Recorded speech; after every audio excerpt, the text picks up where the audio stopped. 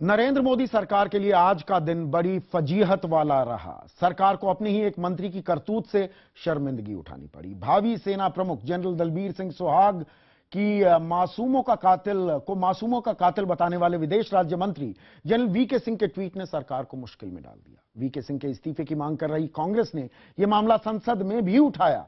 आखिरकार रक्षा मंत्री अरुण जेटली को सदन में सफाई देनी पड़ी कि बतौर सेना प्रमुख लेफ्टिनेंट जनरल सुहाग की नियुक्ति को लेकर कोई संशय नहीं है और सरकार उनके साथ खड़ी है। To call him a criminal, to call his colleagues a criminal, shame. And to call the men under him who are serving dacoits. Then a serving minister making this statement, the government ought to remove this minister. Prime Minister must clarify.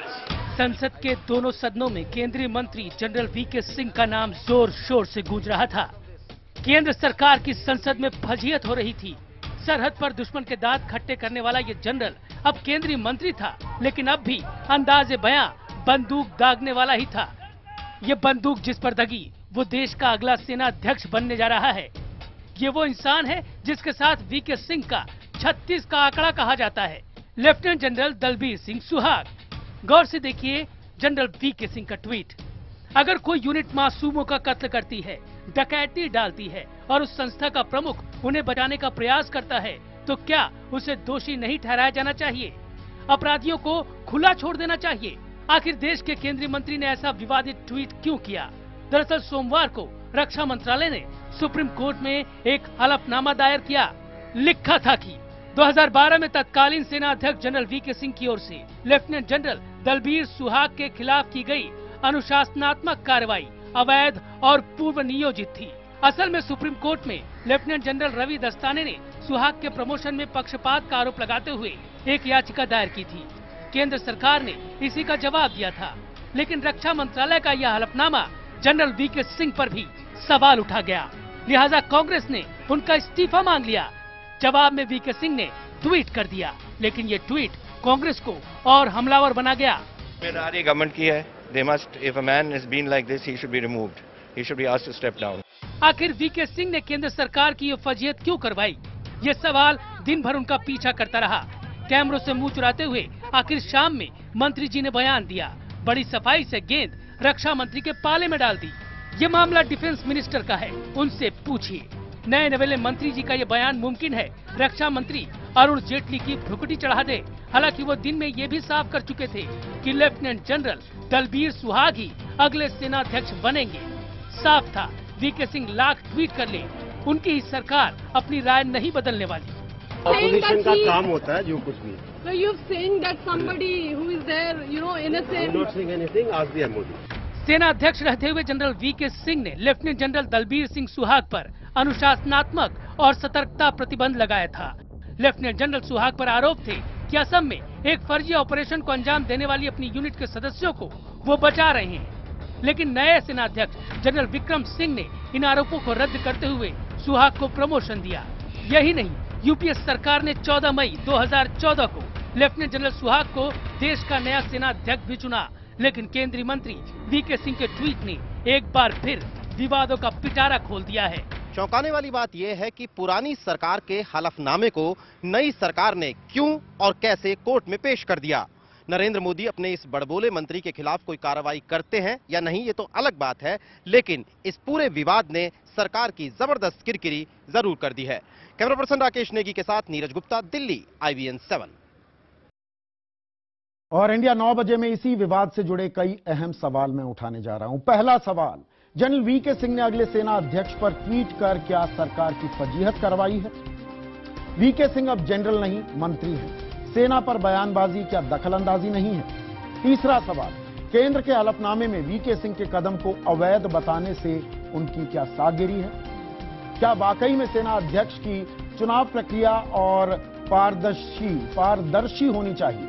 और पांचवा और आखिरी सवाल, अरुण जेटली के पास वित्त मंत्रालय भी है। क्या वक्त आ गया है कि हमें एक फुल टाइम रक्षा मंत्री भी चाहिए? और इन्हीं के जवाब देने के लिए कुछ खास मेहमान मेरे साथ जुड़ेंगे।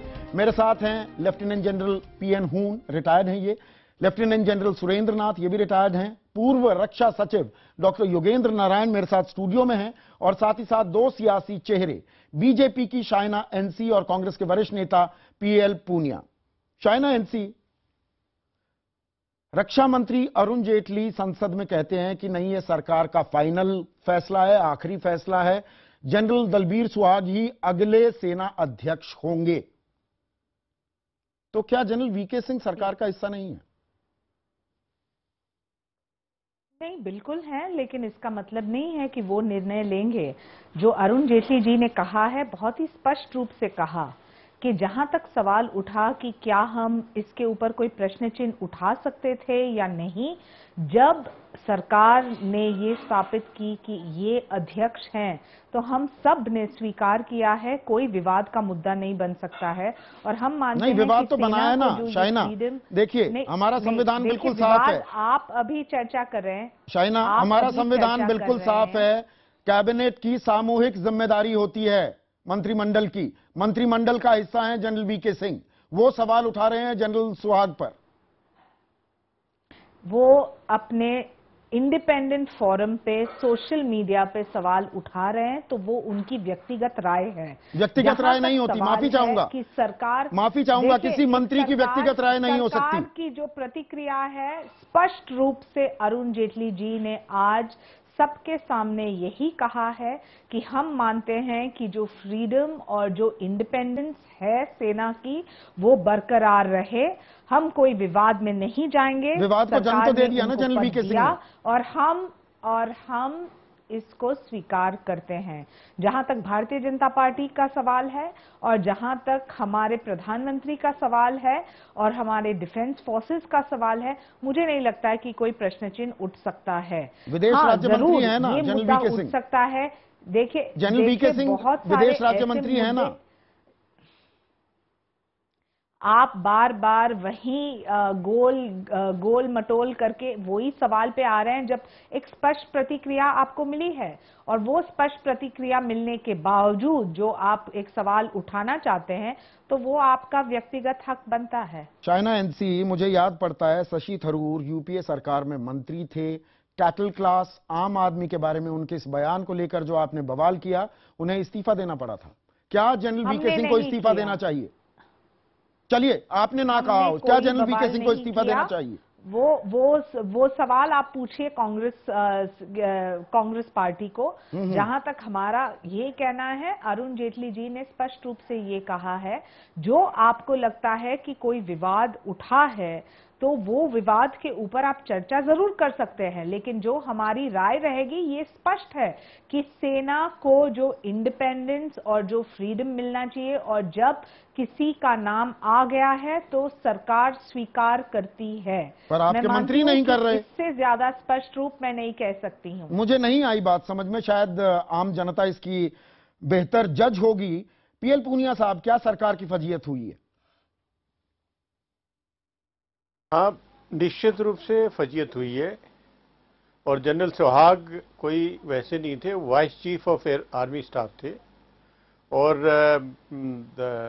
नेक्स्ट जनरल बनने की उन्हीं की लाइन थी। जनरल वीके सिंह ने जानबूझ के जनरल सुहाग को रास्ते से अलग करने के प्रयास किया। जनरल विक्रम सिंह उनके बाद जो सेनाध्यक्ष हुए, उन्होंने पूरे मामले को देखा और उन्होंने देखा कि जनरल वीके सिंह का जो फैसला वो सही नहीं था, और उसको रिवर्स किया। रिवर्स करने के बाद वो लाइन में थे सेनाध्यक्ष बनने के। सेनाध्यक्ष बनने का निर्णय यूपीए सरकार ने लिया, और मुझे बहुत खुशी है इस बात की कि रक्षा मंत्री ने और नरेंद्र मोदी जी सरकार ने उस फैसले को सही माना और कहा, स्पष्ट रूप से कहा कि सेनाध्यक्ष के मामले को विवाद से परे रखना चाहिए। और जो सरकार की तरफ से जो आर्मी ने जो एफिडेविट बनाया, कोई डॉक्टर मनमोहन सिंह ने नहीं एफिडेविट बनाया, ए के एंटोनी ने नहीं बनाया, जो सेनाध्यक्ष ने आर्मी की तरफ से जो एफिडेविट बनाया, तो पहले भी वही था और आज भी वही है। सरकार बदलने से वो सेना का मत नहीं बदलता, और वो एफिडेविट दाखिल किया। इसके ऊपर जनरल वीके सिंह जो ट्वीट करते हैं, मैं समझता हूं कि बिल्कुल गलत किया है। और एक मंत्री की हैसियत से जो कलेक्टिव रिस्पॉन्सिबिलिटी है सभी की, कि जो सरकार का निर्णय है उससे सहमत होंगे, उससे असहमति है तो सरकार के बाहर जाके अपने असहमति प्रकट करिए। तो इस वजह से ये वाकई इनकी फजीयत हुई है जी। सरकार जनरल हून मुझे ये बताइए, हमारी सेना और पूरे देश को सेना पर गर्व है, क्या सेना भी राजनीतिक खेल का एक अंग बनाने की उसे कोशिश की जा रही है? ये क्या सेना में और उसके कामकाज में दखलंदाजी नहीं? मैं आपको जवाब देता हूं जी। सबसे पहले मैं कहना चाहता हूं कि सेना का जो है प्रमोशंस हैं, जहां उनका टास्क है, जहां वो जाते हैं, ये बिल्कुल डिस्कस नहीं करना चाहिए। स्वाय के गवर्नमेंट जो है इन पावर, डिफेंस मिनिस्टर है, मोदी जी हैं प्राइम मिनिस्टर, उनको पता होना चाहिए।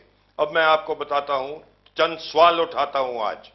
आप घबराइए ना, हम सब ऐसे सवाल आपको पूछने वाला हूं जिसका अगर आप जवाब दे सके तो फिर ठीक हो जाएगा।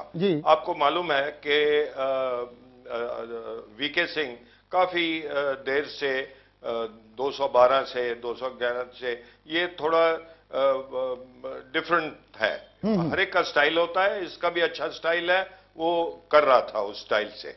मेरा ये पूछना है कि आपको मालूम है कि ये लाइन ऑफ सक्सेशन जो आर्मी में होती है वो एक बड़ी नैरो होती है। किसी ने सुना है जनरल अशोक सिंह का नाम? सुना है, समझी है वीके सिंह के। पूछिए। जनरल वीके सिंह के समधी हैं। बिल्कुल बिल्कुल। अब मैं आपको बताता हूं, ये डिस्कस हमें करना नहीं चाहिए ये, और जो फाइनल डिसीजन होगा वो प्रधानमंत्री मोदी जी का होगा और डिफेंस मिनिस्टर और गवर्नमेंट जो है अब पावर में। अब ये अशोक सिंह जो हैं ये इनके सन इन लॉ हैं, और ये अगर आज सुहाग नहीं बनता तो वो बनते। इन्होंने उसको बनाया, आर्मी कमांडर बनाया, अभी भी हैं। आज अगर ये सुहाग निकल जाता है तो वो बन जाते हैं। अब ये चाल जब चली है ये बहुत पुरानी है। आपको याद है कि 1 साल का वीके सिंह ने किया था। मैं वैसे बता रहा हूं बैकग्राउंड, और किसी के अगेंस्ट नहीं हूं। वीके सिंह भी बहुत अच्छा अफसर है, लेकिन इसने एक बड़ा विवाद खड़ा किया 1 साल एक्सटेंशन के लिए। क्यों? और ये इतना सवाल चला कि हमारे chief of army staff government को सुप्रीम कोर्ट में ले गए। मैं उसके अगेंस्ट नहीं हूं, मैं सिर्फ सवाल पूछ रहा हूं कि क्यों तब तक लड़े। और जब गवर्नमेंट, जो भी गवर्नमेंट है, उन्होंने बोला कि नहीं आपको 1 साल का हम नहीं देते, तो ये एक गवर्नमेंट को सुप्रीम कोर्ट में ले जाएंगे। तो अगर ये सुप्रीम कोर्ट में ले गए और अगर इनको वो 1 साल का मिल जाता तो आपको मालूम है कि आज जनरल अशोक सिंह चीफ होता। बिल्कुल। और विक्रम सिंह रिटायर होता मैं आपकी बात समझ गया जनरल हून, मैं आपकी बात समझ गया। जनरल सुरेंद्र नाथ, जो बातें और जो बात हून साहब कह रहे हैं, अलग अलग इंडिपेंडेंस सोर्सेज से ये बातें कंफर्म भी होती हैं। क्या दरअसल जो हम ये सियासी खेल की बात कर रहे हैं, ये सियासी खेल नहीं, दरअसल जो फौज में, आर्मी में अंदरूनी गुटबाजी और राजनीति हावी होती दिख रही है, क्या उसका खुला खेल अब हम पब्लिक में होते देख रहे हैं कि एक पंजाबी लॉबी है, एक ठाकुर लॉबी है, और कैसे लाइन ऑफ सक्सेशन चेंज की जाए? ये दरअसल वो खेल अब हम साफ खेलते हुए देख रहे हैं, खेले जाते देख रहे हैं। देखिए, जो भी खेल हो रहा है वो सबको मालूम है, लेकिन एक चीज मैं बताना चाहूंगा कि जो भी प्रमोशन सिस्टम है फौज के अंदर, वो बिल्कुल सही तरीके से हर चीज की जांच पड़ताल करने के बाद ही एक ऑफिसर को इतने बड़े ओहदे के ऊपर रिकमेंड किया जाता है। जबकि सरकार ने जनरल सुहाग को वाइस चीफ बनाया और फिर उसको अभी chief of the army staff designate किया है, उससे पहले गवर्नमेंट ने हर चीज उनके बारे में जांच पड़ताल करने के बाद, आपको मालूम होना चाहिए कि ये जो आर्मी चीफ बनाने की फाइलें हैं ये 4-5 महीने पहले मूव हो जाती हैं जी। और 4-5 महीने के अंदर ये हर चीज की वेरिफिकेशन की जाती है, जांच पड़ताल की जाती है। उसके बाद ये एक आदमी को डेजिग्नेट किया जाता है। और इसलिए हमें इस चीज के बारे में कोई शक नहीं होना चाहिए कि जनरल विक्रम सिंह ने भी पहले जांच पड़ताल की थी, जबकि इनके ऊपर जनरल वीके सिंह ने बैन लगाया था। उसके बाद इनको आर्मी कमांडर बनाया और अभी गवर्नमेंट ने सारी जांच पड़ताल करने के बाद इनको आर्मी चीफ का डेजिग्नेशन दिया है। तो ये चीजें जो हैं, बाकी जो मर्जी कोई बोले, लेकिन सरकार की जो नीति है वो नीति बिल्कुल सही है। वो पूरी जांच पड़ताल करने के बाद ही आदमी को प्रमोशन देते हैं। पर जो कुछ हो रहा है, और जनरलनाथ, मैं योगेंद्र जी को लेकर आना चाहूंगा। योगेंद्र जी, मुझे ये बताइए, जो कुछ हो रहा है उसका असर नहीं पड़ता क्या फौज के मोराल पर, उनके मनोबल पर, कि ये कौन सा खेल खेला जाने लगा है हमारे जनरल्स के बीच? मैं 3 एस्पेक्ट्स पर आपका ध्यान दिलाना चाहूंगा। सबसे पहले ये है कि जो भी नियुक्ति होती है आर्मी चीफ की, एयरफोर्स चीफ की, नेवी चीफ की, वो फाइल सीधे प्रेसिडेंट तक जाती है, राष्ट्रपति जी के पास अप्रूवल के लिए।